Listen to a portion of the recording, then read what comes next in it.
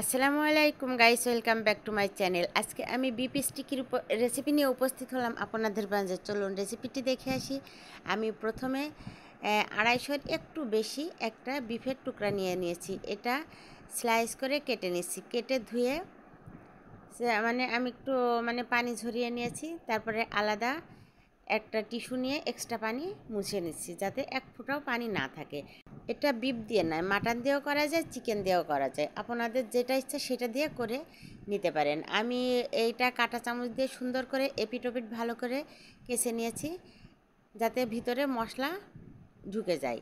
আমি প্রথমে এক পিঠে সব লবণ দিয়ে নিয়েছি, 4 পিস হয়েছে। লবণটা সুন্দর করে মাখিয়ে নিচ্ছি। মাখিয়ে নেওয়ার পরে ওই পিঠেও সেম কাজই করব, লবণটা মাখিয়ে নিব।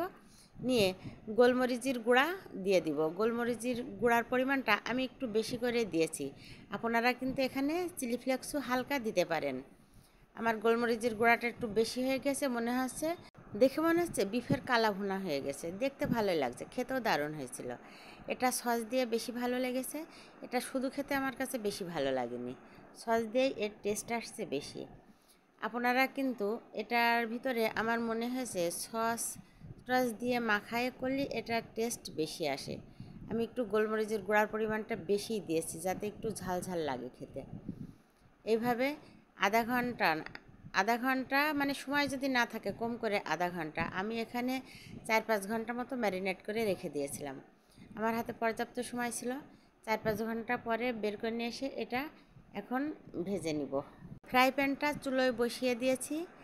এটা গরম হয়ে গেছে। আমি এখানে বাটার দিয়ে দিচ্ছি। দেওয়ার পরে আমি বিফ স্টিকগুলো সব দিয়ে দিব। আমার এখানে বাটারের পরিমাণটা একটু বেশি হয়ে গেছে। গলার পরে আমি এটা উঠিয়ে রেখেছি। উঠিয়ে রেখে এটা ভেজে নিয়েছি। একদম লো হিটে ঢেকে ঢেকে ভেজে নিয়েছি, যাতে স্টিকটা সিদ্ধ হয়ে যায়। এটা আমার বেশ 15-20 মিনিট সময় লাগছে। বিফ ব্ল্যাক স্টিক দিয়ে আমি সুন্দর করে উল্টিয়ে নিচ্ছি, দেখতেই পাচ্ছেন। বিফ স্টিক না, ব্ল্যাক স্টিক।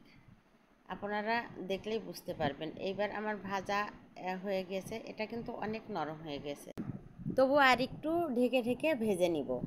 ভেজে নেওয়ার পরে এবার রসুন কুচি আর আদা কুচি দিয়ে দিব। দিয়ে একটু ভালোভাবে নাড়াচাড়া করে মিশিয়ে নিব। মিশানোর পরে যেই রসুন আর আদাটা ব্রাউন কালার এসে যাবে, তখন এটা আমি নামিয়ে নিব। এইভাবেই তৈরি হয়ে গেল আমার সুস্বাদু মজাদার বিফ স্টিক। বিফ থেকে আমার মনে হয় এটা চিকেন দিয়েই করলে বেস্ট হবে। তবে চিকেনটা দিয়ে আমার পছন্দের মতো রেসিপি একদিন আপনাদের সাথে শেয়ার করব, সেটা খুব তাড়াতাড়ি। আমি এটা নামিয়ে নিচ্ছি। আমার রেসিপিটি যদি ভালো লেগে থাকে, প্লিজ ইউটিউব চ্যানেলটি সাবস্ক্রাইব করে পাশে থাকবেন, আর ফেসবুক পেজটি লাইক ফলো। আর যদি ভালো লেগে থাকে তাহলে একটু শেয়ার করবেন। কেটে দেখিয়ে দিচ্ছে। আমি এটা এখানে সিজার্স দিয়ে কাটছি, আপনারা এখানে নাইফ দিয়েও কেটে নিতে পারেন। এটা ভিতরে একদম জুসি, খেতে দারুণ হয়েছিল। আল্লাহ হাফেজ।